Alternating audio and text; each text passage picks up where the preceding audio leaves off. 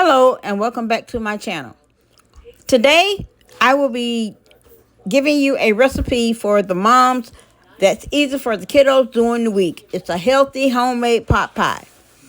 I bought a rotisserie chicken, some chicken broth, a can of mushroom soup, some sweet corn, and diced potatoes.